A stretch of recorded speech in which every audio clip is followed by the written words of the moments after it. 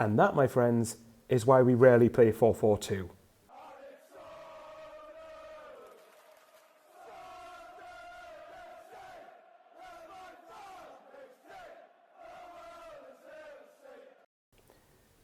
Mundle spares our blushes, I guess. To be fair, it was a cracking finish. Actually, to be fair, both goals tonight were pretty good finishes. Still would like us to keep a few more clean sheets, but yes. Emma Reese, who we were loosely linked with in January, scored a good goal for Preston, even though I think we allowed him far too much time to shoot. But I thought Preston deserved the lead at that point. I thought they were the team that were a bit hungrier to the second balls. I think we're the team that, I'm not going to go as far as say tried harder or wanted it more, but I think we were just poor. And then obviously Romaine Mundle scores an absolute thunderbolt to rescue a point for us. But I'll get this out of the way early quickly, guys. As you know, trying to get a 6K. So if you're a regular sub and you think I've earned a subscription from you after watching this, then hit the sub button. Doesn't cost anything, just takes a second of your time. And yeah, just like, comment, and be respectful in the comments below, and like, share the video around if you feel it warrants it. So thanks very much for that in advance. And thanks for everyone who's watching this video. So I'll get that out of the way now. But yeah, I mean, we were awful. For large parts of that game, we were absolutely dreadful. I think, look, to be honest for me, I think a lot of that was down to the change to 4-4-2. I felt like we got overran in midfield. I felt like we were trying to force things a bit too much in terms of going forward. And as a result of that, the game was too open for my liking. And I think that Preston managed to create some decent opportunities. I mean, in the second half in particular, I thought they created some good chances.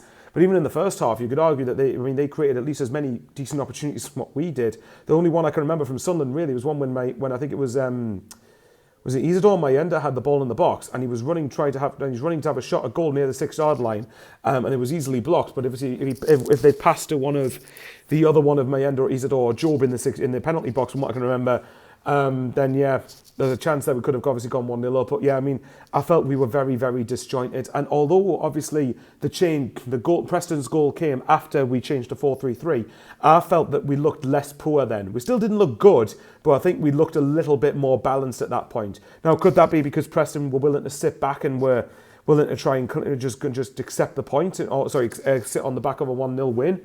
I don't know, but for me personally, I think that's why I was a bit worried about 4-4-2 going into the game. I know a lot of fans like to see Isidore and Mayenda together, but I think for me, because we missed the three in midfield, whereas in general, for me, once we changed it, we started to look a little bit better. Still not good by any means, and we still need to be a lot better than what we were generally tonight, even after the change to 4-3-3, but I felt like we at least had more control of it with three midfielders in the middle. And I think we can't go 4-4-2 away at Coventry, because if we do, I think they'll overrun us completely.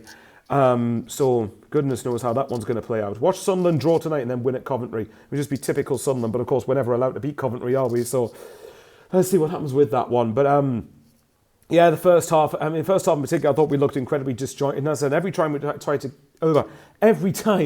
we tried to get forward, we were just forcing everything. The ball wouldn't stick. We were constantly trying to make quick passes, I think, for the sake of making quick passes. And I think sometimes you need to make that little extra pass, because if you try to force too much, if you're poor with the ball, then, you know, a couple of times Preston made one or two quick passes and got in behind us so easily. And then I think even the second half, that kind of continued when it was with 4-4-2. And again, even when we changed it, while Preston still got in behind, were a bit few too many times for my liking, I do feel like they weren't doing it anywhere near as much as what they were when it was 4-4-2 for us. It's just that Emma Reese just scored a cracking finish, and then from then on, Preston were keen to sit back.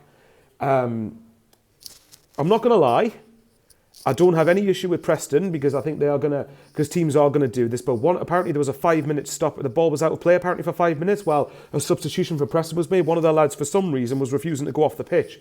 Well, unless he was injured, and if he was injured, then fair enough. But this is the sort of thing that I always criticise referees for, because, and again, the result should be completely irrelevant as to what the final result is. If we would have managed to somehow squeeze a winner late on, I would have said this.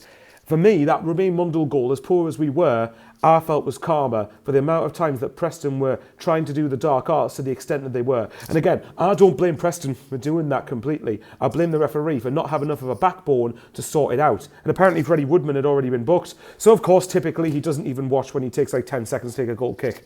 Not on Preston for doing it, but I've said it before. I wish the officials would actually grow a backbone with that. And the sooner these new rules coming in, that if your goalkeeper holds onto the ball or doesn't kick it for so long that you give a corner to the opposition, the better, because something's got to be done about this. I'm genuinely meaning this when I think I wouldn't complain with VAR at this point. And I know VAR's got its detractors, and I know there's issues with VAR, and to some extent it ruins moments, but this can't be a good alternative. I'm getting fed up with this now. But look, I'm not going to let that detract from Sunderland's performance. For large parts, we were poor, and did we deserve a point? I think towards the end, just about deserved a point, but I think that when Preston took the lead, I felt it was deserved. I felt they were the team that was hungrier to the second balls and quicker to the second balls. So look, the only positive I can think out of this, and look, is a draw at home to Preston a good result? No, it's not. And that's not arrogance, that's not disrespectful to Preston, because we don't have a God-given right to beat anybody. But, you know, we wanted to try and make it back-to-back home wins and whatnot. And look, I'm not even thinking about top two now. Like I said before, since Hull, for me, that's been done. That's been done for weeks. The thing I want now, and we did this under Nagini from Harry Potter in the 21-22 season, when we ended up winning the playoffs. We went into it with a solid, but a solid, if not unspectacular run, but it was a must. One of the Quest commentators at that point, after we beat Morecambe before the playoffs in League One, used it as a muscular end to the season. And I feel like we need something similar to that now, where we need to go into these games and try and get a good, solid run going right into the playoffs. And obviously we've got to make sure we secure fourth first, because that's not a guarantee. Suppose, thankfully, we gained a point on Coventry, and, you know, we kept level on point with the points gap to West Brom's level, so we'll wait and see what happens with that one. But anyway, guys, I'm going to Coventry at the weekend. Let's hope for a much better performance than that, and hopefully a better result as well for Sunderland, but we'll wait and see what happens. Take care, you lovely lot. Stay safe, and as always, how are the lads? See you at the weekend.